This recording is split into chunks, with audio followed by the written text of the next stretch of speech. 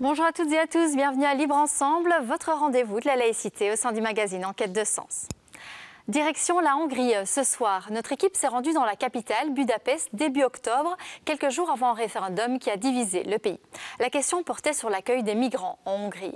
À travers ce référendum, mais aussi à travers les différentes campagnes menées par le gouvernement Orban, se cache un populisme croissant, un populisme qui touche la Hongrie, mais aussi l'ensemble de l'Union européenne.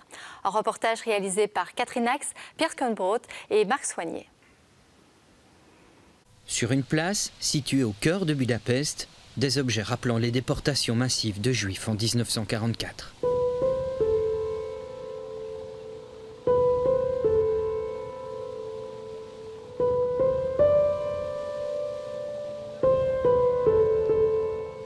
À quelques mètres de ces souvenirs chargés d'histoire, un monument controversé et critiqué de toutes parts depuis sa construction il y a maintenant 2 ans.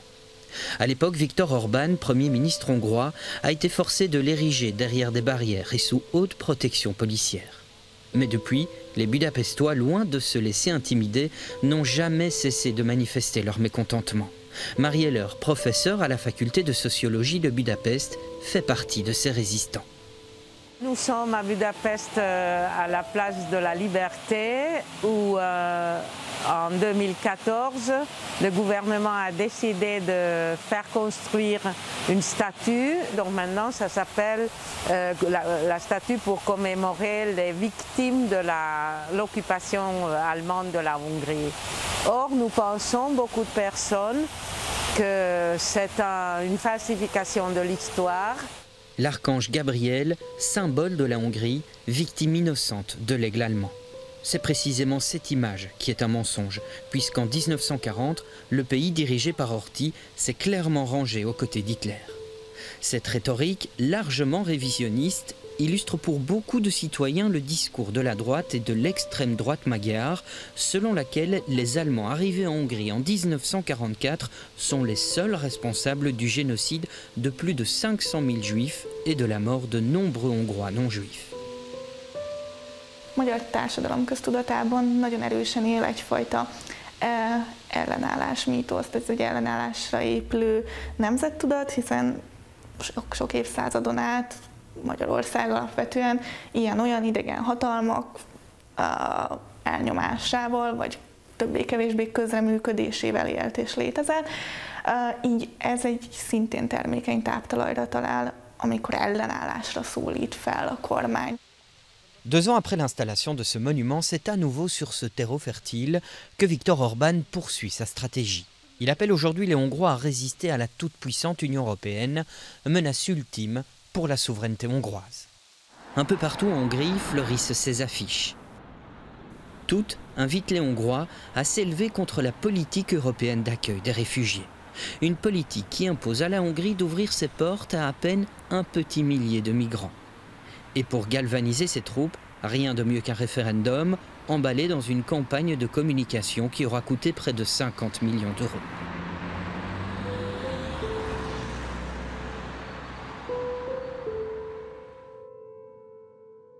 A magyar kormány egy totális gyűlöletkampányban fogott, és gátlástalanul uszít a menekülőkkel szemben, és hát erre nem sajnálja a közpénzt. Egyébként a legújabb hírek szerint csak erre a kampányra több mint 10 milliárd forintot vertek el, miközben a kórházakban már csak egy kis mackó sajtot adnak, vacsorára nincsenek steril műszerek, az iskolákban botrányos viszonyok vannak, tehát lenne helye ennek a pénznek, ráadásul nagyrészt baráti cégeik intézik ezeket az ügyeket, tehát irgalmatlan hasznot húztak ebből az egészből. de ami ennél szerintem sokkal súlyosabb, hogy a szolidaritás elvét teljesen áthágva, és hát a magyar társadalom egyes részéből legalábbis a legrosszabb indulatokat hozzák ki. Jogilag a kérdés tökéletesen értelmetlen és értelmezhetetlen, a népszavazásnak jogi következménye önmagában nincsen, mindez annak a politikai manipulációnak a része, amelynek során az Orbán Viktor vezette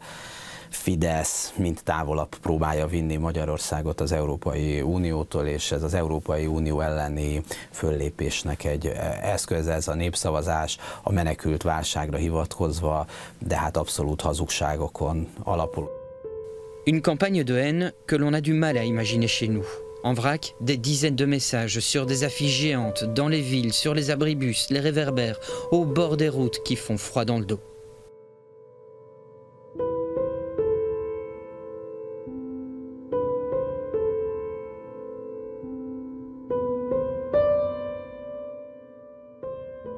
Alors, pour mieux contrer cette campagne nauséabonde, tout en évitant de crédibiliser le référendum, des opposants ont fait le pari de l'ironie. Une arme précieuse qui agit aussi comme un remède contre la sinistrose dont les Hongrois pourraient être légitimement victimes.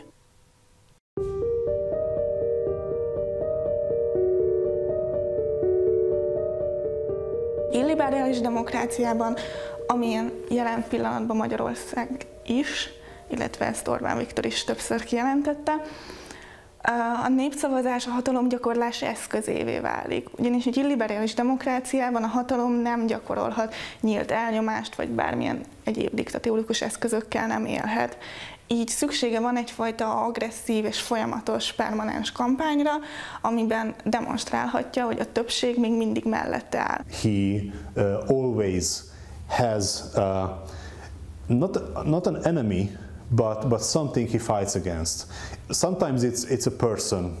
It was 4 years ago. It was Mr. Gyurcsány, the previous prime minister. But most of the times these are abstract things like the EU, like the energy prices, like the refugee crisis. Ezért van szüksége olyan manipulált konzultációkra, illetve népszavazásokra, ahol egyfajta egységet tud felmutatni, és ezzel úgy tűnhet, mintha a kritikusai csak egy marginális kisebbséget alkotnának, akik ráadásul egy külföldről jövő idegen hatalom által befolyásoltak, mint például az Európai Unió. There's a risk.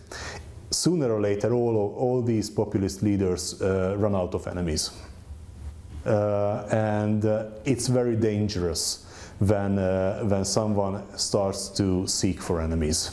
En à peine 2 législatures, le Premier ministre hongrois Viktor Orbán, fin stratège, a su prendre le contrôle total des médias publics et de la Banque nationale, tout en se taillant une loi électorale sur mesure et en phagocytant les institutions démocratiques. There's no real option for Hungary for the next 10 or 15 years, but rather to stick with Orbán. They created a climate where there is no real opposition party that could govern the country. So even if Orbán fall, even if he falls for any reason, there's no option for Hungary at the moment but him or chaos. Pour beaucoup de Hongrois, Orbán représente la figure du parrain qui règne sur tout le pays. C'est pour cette raison qu'il nous met en garde aujourd'hui sur un possible effet tache d'huile sur l'ensemble de l'Europe. Azt gondolom, hogy itt is érdemes látni azt, hogy nem csak Magyarországnak és nem csak ennek a kelet-európai térségnek vannak belpolitikai típusú problémái. Azok az országok, amikor magországokról beszélünk, akár Németország, Franciaország, Benelux államok, Olaszország, itt ezekben az országban az is közös, hogy van egy erősödő, populista, jellemzően jobboldali kihívó, a Nemzeti Front, az AfD, az 5 csillag mozgalom, hogy a legnagyobbakat említsük. Nyilván, és ráadásul ezekben az országokban vagy választás közeledik, elnökválasztás, parlamenti választás. Tehát itt tulajdonképpen, amikor kétsebességes Európáról, illetve a magországoknak egy ilyen szélesebb együttműködéséről van szó, az sem tisztán európai szempont, hanem annak is van ebből a szempontból belpolitikai vonatkozása, ami egy ilyen mainstream politikai elit, vagy establishment versus anti-establishment pártoknak a belső küzdelme. Avec un taux de participation de 43%, les opposants d'Orbán ont donc largement gagné la bataille du 2 octobre. Mais le Premier ministre hongrois a déjà changé de front. Une semaine après ces mauvais résultats, le principal quotidien d'opposition cessait brutalement de paraître. Une coïncidence derrière laquelle il est de plus en plus difficile de ne pas voir l'influence de Viktor Orban, à moins que ce ne soit celle des oligarques proches du gouvernement hongrois qui depuis quelques années rachètent systématiquement les principaux médias du pays. Le référendum anti-migrants s'est donc soldé par un échec pour Viktor Orban puisque seuls 40% des Hongrois se sont rendus aux urnes. Mais le Premier ministre n'a pas lâché l'affaire. Le 8 novembre dernier, il a soumis au Parlement un projet d'amendement de la Constitution lui permettant de contourner le référendum et d'interdire la réinstallation de demandeurs d'asile en Hongrie. Nouveau revers, l'amendement n'a pas obtenu la majorité parlementaire, mais vous l'avez vu à la fin de ce reportage, Viktor Orban s'est déjà trouvé de nouveaux ennemis, la presse par exemple. Merci de nous avoir suivis et à très bientôt pour un nouveau numéro de Libre Ensemble, votre rendez-vous de la laïcité.